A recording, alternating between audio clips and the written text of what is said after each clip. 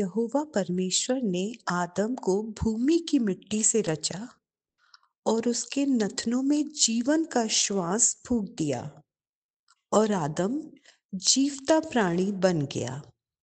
और यहोवा परमेश्वर ने पूरब की ओर अदन देश में एक वाटिका लगाई और वहां आदम को, जिसे उसने रचा था, रख दिया। उत्पत्ति 2:7 और 8। इस प्रकार लिखा है पवित्र शास्त्र में कि परमेश्वर यहोवा ने आदम की रचना की, लेकिन परमेश्वर ने आदम की रचना अन्य सभी प्राणियों के की तरह नहीं की, बल्कि उनसे अलग तरह से की। यानी कि बाकी प्राणियों को तो परमेश्वर ने केवल शब्द द्वारा रचा। परमेश्वर ने कहा कि फला फला प्राणी उत्पन्न हो जाएं, और वे उत्पन्न हो गए। फिर चाहे वो थल के प्राणी हो या फिर जल के प्राणी हो, सभी प्राणी परमेश्वर के शब्द बोलने से उत्पन्न हो गए।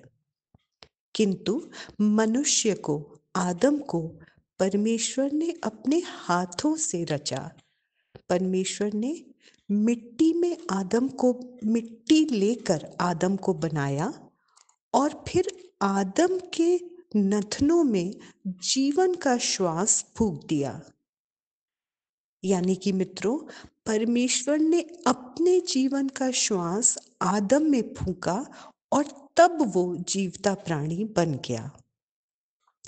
अन्य किसी भी प्राणी को परमेश्वर ने इस प्रकार नहीं रचा था, और इसीलिए मनुष्य बाकी सभी प्राणियों से फर्क है, अलग है, क्योंकि उसको जीवन का श्वास फूंक कर परमेश्वर ने बनाया।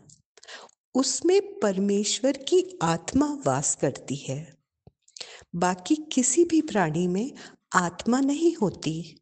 शरीर होता है, जान होती है, प्राण होता है, किंतु आत्मा नहीं होती। ऐसा नहीं है कि परमेश्वर बाकी प्राणियों से प्यार नहीं करता। सभी उसकी रचना है और परमेश्वर उनसे भी प्यार करता है। और परमेश्वर ये भी चाहता है कि हम भी उसके रचे हुए बाकी प्राणियों से, जो इस पृथ्वी पर हमारे साथ रहते हैं, उनसे प्रेम करें, उनकी देखभाल करें और उनके साथ प्यार से रहें। लेकिन मनुष्य बिल्कुल फर्क है, क्योंकि परमेश्वर ने केवल मनुष्य में अपने जीवन का श्वास फूंककर उसे रचा है, उसे आत्मा दी है। और परमेश्वर मनुष्य से बहुत प्यार करता है। ये सब हम जानते हैं।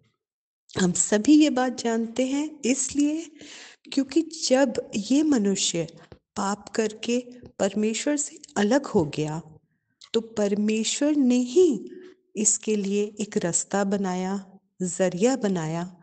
उसने मसीह यीशु को भेजकर मनुष्य को उसके पापों के से छुटकारा दिया। मसीह यीशु वो जरिया बना। उसने अपनी जान क्रूस पे देके परमेश्वर के सामने हम मनुष्य को निर्दोष साबित करके खड़ा किया, और हम सभी परमेश्वर को के सामने मसीह यीशु के द्वारा निर्दोष घोषित किए गए हैं। और अब हम फिर परमेश्वर के पास मसीह यीशु के द्वारा ही लौट सकते हैं, क्योंकि हमें परमेश्वर की आत्मा है, जो कि उसने मनुष्य को रचते वक्त उसके अंदर फूंकी थी। इसलिए मित्रों, मनुष्य बाकी सभी प्राणियों से भिन्न है, अलग है, और परमेश्वर की बहुत ही प्रिय रचना है।